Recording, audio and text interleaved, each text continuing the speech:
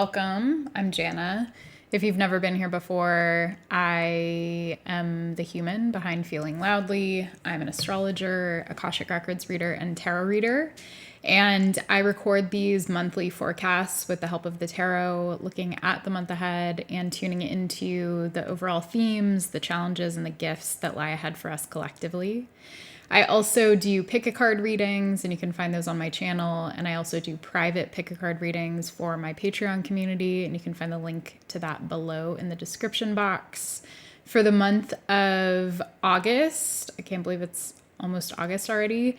For the month of August, I'm going to be posting a private pick-a-card in Patreon focused on increasing finances and improving finances, increasing income, and doing it sustainably and ethically. So not in shady ways, but how to do it in ways that are value-oriented. And that pick-a-card will be specifically oriented toward my Patreon audience. I'll only be tuning into their energy, and that's how it goes for all of the private pick-a-cards that I do for them. So if you're interested in that, you can become a patron for as little as $6 a month, and there's all sorts of cool stuff that you get for becoming a supporter. Otherwise, I do offer personal readings on all of the mediums I mentioned before: tarot, astrology, Akashic Records, and you can also find links to my website and to my offerings below. Finally, last announcement, if you're interested in learning about planetary days, I'm hosting a workshop on July 30th. So if you're watching this in August, it's already passed, but the recording for that workshop will be coming out soon and will be for sale as well. And it's focused on helping you to attune to your own natal chart and build a schedule that honors your own sort of cosmic makeup. It's going to be really fun. I'm really excited, and I think it's well-timed since we're in the midst of Venus retrograde right now, and a lot of us are kind of reworking our lives to orient toward what truly brings us joy and what truly brings us pleasure and a sense of fulfillment, whether that's in your relationships, in your own just personal life, in your work, hobbies, etc.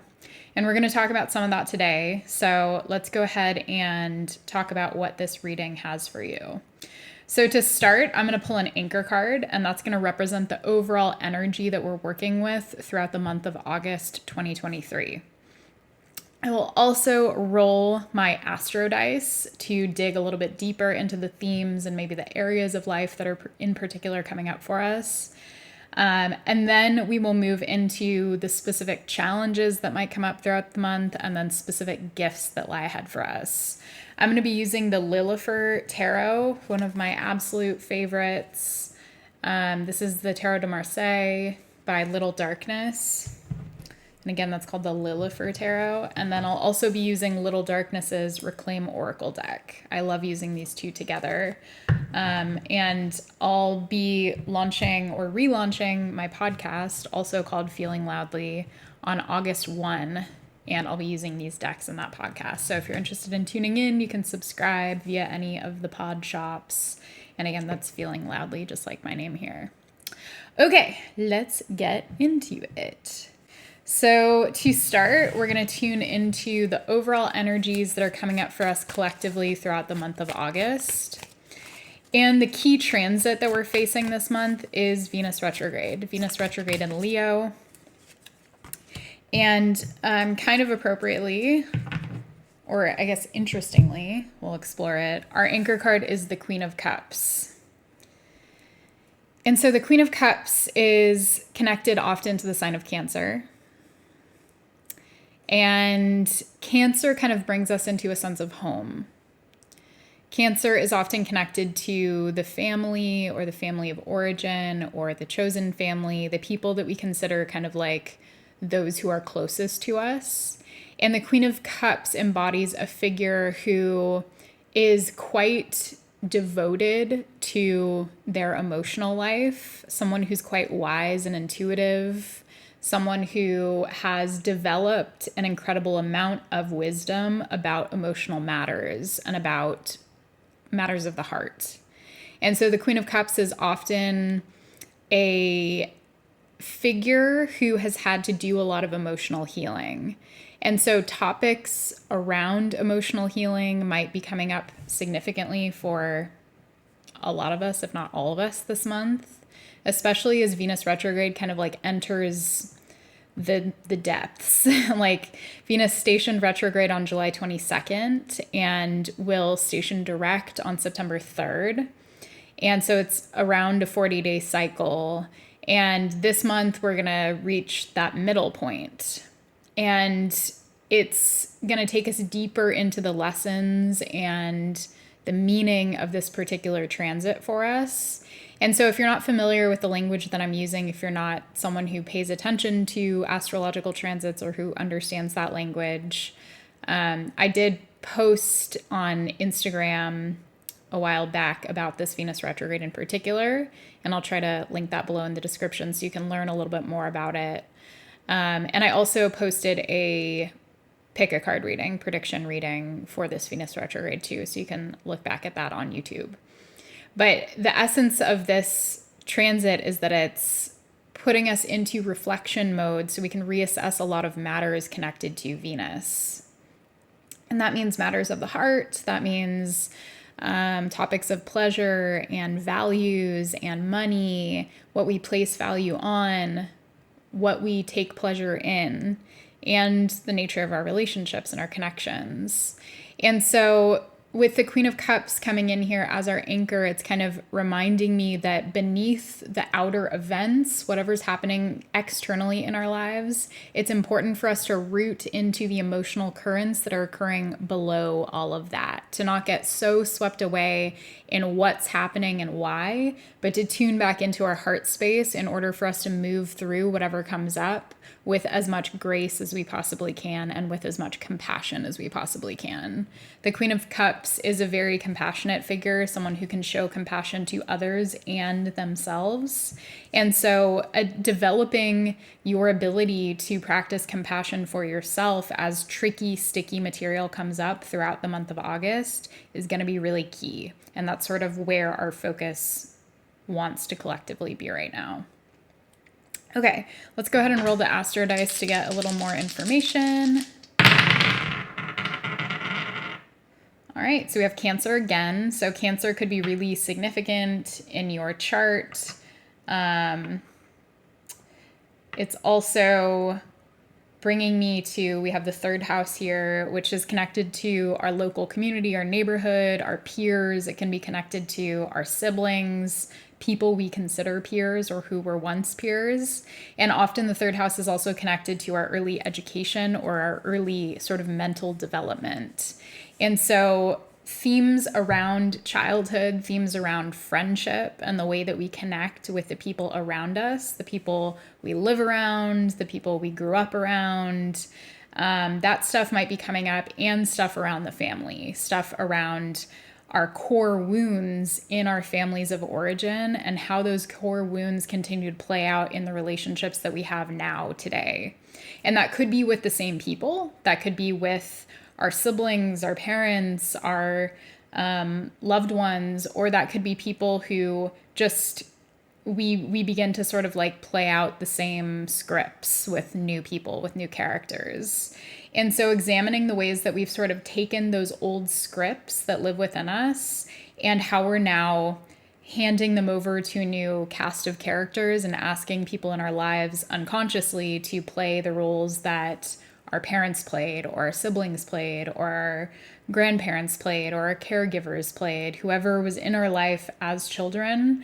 It could be that there were significant friendships that left a lasting mark on you for better or worse from early childhood too. Or maybe education and school was challenging and it brought up a lot of stuff, maybe even trauma.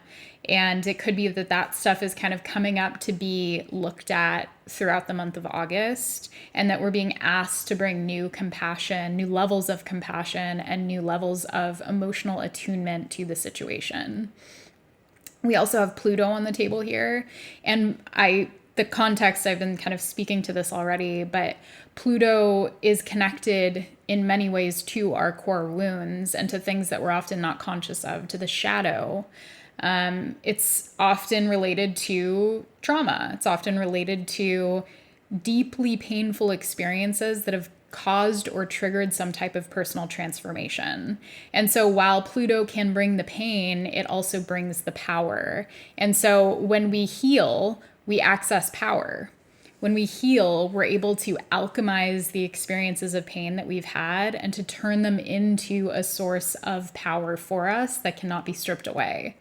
And so seeing Pluto coming up here again, and Cancer and the third house, is just echoing the themes that when we do return to sort of the site of a wound, whether it was with family, with peers, with schooling, etc.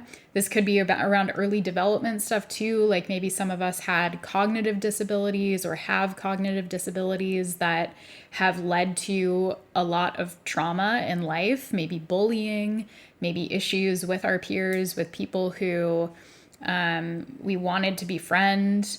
And if that doesn't apply, again, it could just be that there was some feeling of alienation or hurt that came from these relationships with peers that's now coming back up for us to examine throughout this month. Okay, let's get into other challenges that may be coming up for us in the month of August. What other challenges do we need to be aware of? So we have death and strength. Let's start with death. So death is connected to Scorpio, and as a scorpionic card, it relates a lot to what we just spoke about with Pluto, that there's this theme of both endings and regeneration. There's a sort of phoenix-like quality to both Pluto and to Scorpio. And when we see death on the table, it means that there is likely some type of ending that's going to occur this month that we're being asked to move through and to stay with ourselves throughout it. It could be that there's something we want to grip hold of and hang on to because we believe that that's where our source of power comes from, or that's where our source of love comes from.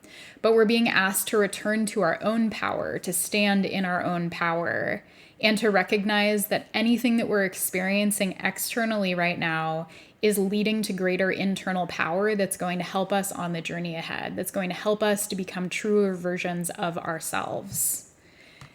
Next up, we have strength, which brings me back to the message of compassion and courage. Strength is a Leo card. It's a card associated with our Venus is in Leo, again, retrograde in Leo. And so the strength that it takes to move through some of the shadow material that comes up throughout this month is a challenge for us. How do we access our inner strength? How do we access the courage to keep moving forward, but also the courage to stop and look at the past, the courage to look at what's unfolded, to look at what's ended, and to actually come to a place of acceptance. Because when we accept, we can move into the grief process instead of staying in denial. We can move deeper into it. We can allow ourselves to feel. And feeling takes courage in a world that tells us to shut ourselves off. Feeling is a radical act in a world that tells us to shut ourselves off and that tries to force us to shut down in order to keep operating like cogs in a machine who are emotionless and robotic.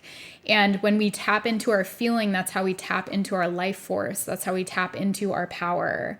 And Leo is an expressive sign. It's a creative sign. It's a sign that has a lot of courage and a lot of compassion, or it can.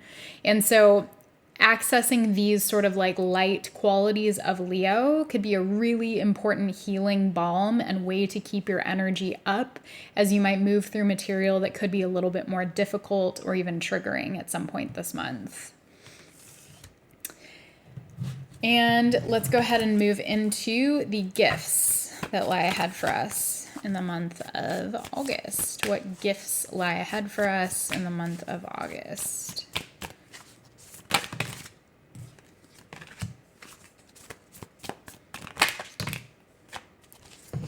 All right, so we have 3 cards on the board. First up, we have the 3 of Swords. So I'm hearing that the gift is kind of in the ending and in the acknowledgement of something that has not worked. And so this could be a prior pain or a prior ending that we're kind of now coming into acceptance of and allowing ourselves to grieve, allowing ourselves to feel the emotions. And that actually is the gateway into healing and catharsis. And so in that way, it's a gift because we allow ourselves to feel and we allow ourselves to move through the emotions instead of keeping them stuck within us. The Three of Swords also tells me that we're letting go a lot of cyclical thoughts and maybe rumination that has kept us focusing on a past heartbreak, a past betrayal, a past issue, especially in the land of love, that has really harmed us. And so this could be like us finally deciding that we're done with someone who really treated us poorly. And even if we're not still in contact with them, it could be that we're just thinking about them a lot. We're like, reflecting on the relationship, reflecting on them, maybe even gaslighting ourselves a little bit and telling ourselves that it was not as bad as we thought it was, or that we're making things up, or that we're blowing things out of proportion.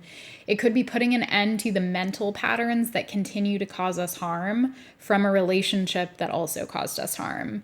And so it feels like for a lot of us, there's someone that's still in our mental field. Again, even if we're not in contact with them or connected with them anymore, it could be someone from the past, and we sort of continue to perpetrate harm against ourselves by the way that we think about this situation, by the way that we maybe attack ourselves or criticize ourselves, ridicule ourselves for the way that we behaved or for what we experienced. So it has kind of like a victim blamey energy to it.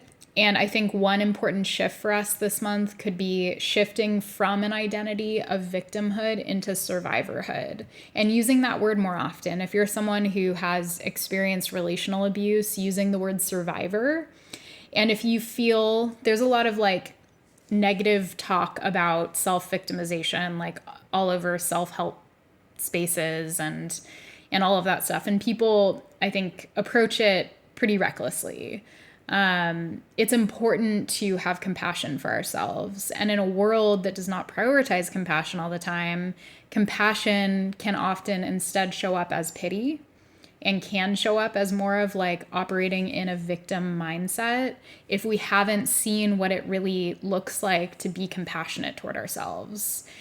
And so if we find ourselves in a sort of like quote unquote victim mindset, one thing that we can do is orient towards survivorship and express gratitude to ourselves for the way that we have seen ourselves through this situation. And even if you're still in a situation that's harmful or abusive, expressing gratitude to yourself, to your body, to your vessel, to your heart, for continuing to sustain life and for continuing to support you in spite of what you've been through. The other gift that's available to us is the Six of Pentacles. And so there's some sort of generosity that's coming through. It could be that someone's helping us out financially, that someone offers us a gift, that someone offers some type of material support to us, whether that's maybe taking something off of our plate, buying us dinner. It could be a small gesture or a big one, but it feels like it has a significant impact because it shows us that people care about us. And so keep your eyes open for people who are wanting to help you this month and attempt as best you can to open up to receiving that support. Because it's one thing for someone to just offer you help, and it's another thing for you to actually open up and be willing to accept that help. And so throughout this month, practice accepting help that you're offered. Practice opening up to receiving without feeling guilty, without feeling like it's a tit for tat situation. And just even open up to receiving blessings from your guides, unexpected blessings, miracles from your guides, and to receiving the support that you need. And finally, our gift for the month of August is the Five of Swords. And this brings me back to the message around kind of rumination and focusing on the past and maybe beating ourselves down mentally. With the Five of Swords showing up as a gift, we are freeing ourselves from mental turmoil. There's anxiety that's going to ease throughout this month. There's maybe an old thought pattern or an old self-limiting narrative that we've had about ourselves. Like, I'm not enough. I am not worthy of love. I am messed up. I am toxic. Whatever the case is, it feels like there's a narrative that we're freeing ourselves from. And part of that comes from being able to accept the love we get from other people and to accept the affirmations that we receive from other people. This Venus retrograde could be significant for many of us in redefining the relationship that we have with ourselves and the types of people that we surround ourselves with. If we're surrounding ourselves with people who see us through a negative filter and people who are highly judgmental or hard on us, then there's some work to be done there around our relationship with ourselves. And often as our relationship with ourselves improves, over time, we end up surrounding ourselves with people who see us in a more positive light, with people who see us through the eyes of love and compassion. And so as we step into that Queen of Cups energy, we often end up mirroring or seeing that mirrored in the people around us. We often end up cultivating kinder connections and more authentic connections. And so some of perhaps the ending that we're experiencing and the needing to be courageous with the death and strength cards coming up, it could be that part of that courage is letting go of connections that are maybe reflecting back false versions of us, or people who are unable to see us with love because they have some type of frozen version of us stuck in their minds from months and years ago. Old connections with people who aren't particularly kind to us, and maybe relationships where we felt uncomfortable for a long time but discounted our own emotional experience and sort of blamed it on ourselves.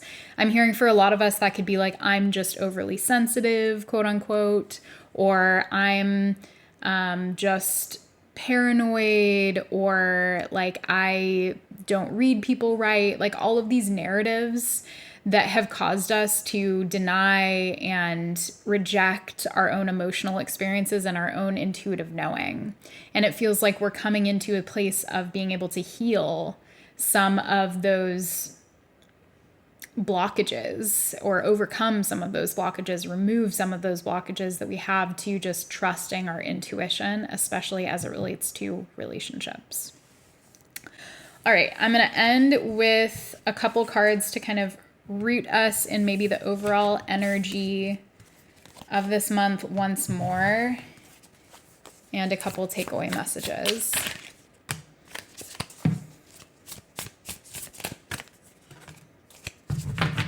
All right, so the two cards coming up for us are fairness and anger. So fairness coming up is kind of bringing me back to the messages of imbalance or injustice in relationships. Maybe the relationships where we felt like there is not an equal give and take. Maybe the relationships where people see us through more unkind filters. And then the anger that brings up in us when we feel like some type of injustice has been done to us. And so there could be righteous anger that's coming up this month as we sort of reflect on past relationships or past situations where we feel that we have been harmed. And with fairness, it feels like we're able to access more of an objective perspective of the situation. We might be able to take responsibility or accountability for the ways that we behaved in past relationships, in past situations, while also recognizing that we did not deserve the way that we were treated. And so to give you a practical example, that could be like, maybe you were in a really painful relationship where someone was consistently disrespectful to you. And maybe you also behaved in ways in that relationship that you're not proud of. Maybe you were controlling. Maybe you were manipulative at times. And if those exist alongside each other, it means that both people were perpetrating some level of harm. Does that mean that you deserved to be treated unfairly to be disrespected in that relationship? No, it doesn't. And so there's this ability to hold two things at once and to recognize that we can both inflict harm and we can also have harm inflicted upon us in relationships. And that part of the healing process is being able to take accountability for our behavior and to move forward and make different choices while also recognizing the ways that we were mistreated and developing boundaries and standards in relationships so that we're not treated in the same way in future relationships. And so we have a better radar for the types of people that we are comfortable with, that we feel safe around, that we feel fulfilled by being in relationship with, and to let go of relationships that are misaligned. Okay, that's all I have for August. Again, you can find links down below if you'd like to book a personal reading or join me for our July 30th workshop. And you can also find a link to subscribe to my podcast. And again, the first episode is dropping on August 1st on our full moon in Aquarius. Thank you for being here. I hope this was supportive. You can go ahead and like or comment if it was, or please do share it around if you know anyone else who might benefit from this. And subscribe if you haven't already. Happy August.